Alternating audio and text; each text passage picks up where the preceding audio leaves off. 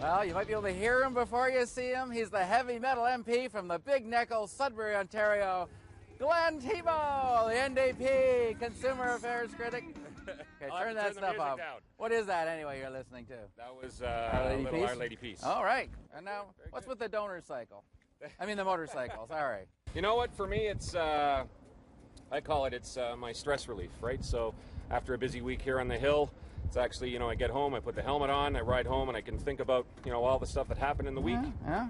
Walk in the door, see my two kids. They don't care what happened here, right? They just want to see their dad. And you don't have to pay the driver overtime, and you don't have to pay for business class airfares. Way to go! Totally. Tell us about Sudbury right now. Are there big issues in the federal government that are capturing people's attention that they should know about here? Yeah, the Investment Canada Act has always been front and center in Sudbury, especially with the sale of Inco to Vale. So, foreign investment is still always front and center.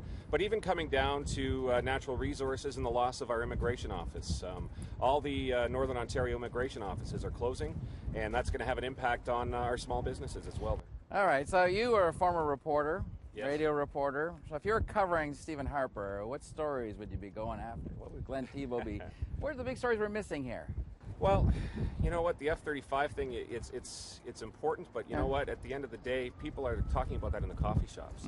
Because you know what, when you're hearing about immigration offices closing, changes to EI, and then we're spending all of this money, or potentially going to be spending all of this money on planes, how that's affecting everyday lives, I think, are what people are going to be talking about. How'd you make the transition? Like you were a reporter, and then you did like United Way in Sudbury. What made you get into the political side of things? I never really thought about getting into politics until one day when I was with the United Way. I just started to get angry at what I was seeing happening in relation to homelessness and poverty, and so I thought, let's put my money where my mouth is, and I decided to run in 2008, a couple of weeks before the election. Must be hard, though. You got young kids, you used to be a coach in the local community. Were you giving up a lot of that to be an MP? Yep. I used to ref, I used to coach, and I used to play hockey, lacrosse, and football. And all of those are gone. My daughters are both young. They're 8 and 4. They were 5 and 1 when I was elected. So that's the toughest part of the job. And, when I do fly, the folks at Air Canada always greeted me with some Kleenex at the gate because, your kids cry and you cry. But, at the end of the day, you kind of get used to it. You blink and they've grown up, those lads. Yeah, they're 8 and 4 now, right? It's just... Tell me about your consumer protection critic for the party. What areas do you think should be concerned? Because right now, as you know, the Bank of Canada is ringing the alarm. Even Flaherty's saying people are overstretched. There's too much debt. Is this a real serious big issue in your view? It is.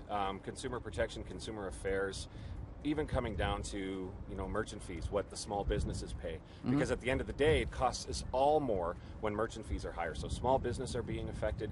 I think the government can really step up to the plate here and really start protecting Canadians and consumers because there's so many issues that are important that they're overlooking. So yeah, I think this is a huge issue. One of the issues you highlighted was the fact the government actually pays fees on credit card use, late fees. How much do they spend? What was the total? It was outrageous amount of money. $14.5 million over the last few years. Yeah. So if you think about every time you need to do a credit card passport application, you got to put your credit card on it. So we're spending huge money, and if we're a government that's able to leverage, and we're still paying high fees, what does that say about the average small business? So we really need to see some changes there. All right. So do you clear off your Visa bill and your credit card bill every month, or do you pay that abhorrent interest that they've got? It depends on where my wife goes shopping and how quickly I can get to it. But all right, Glenn Thibeault, this is the hard question. What was with the Dancing with the Stars contest thing at Sudbury? Did you survive that well?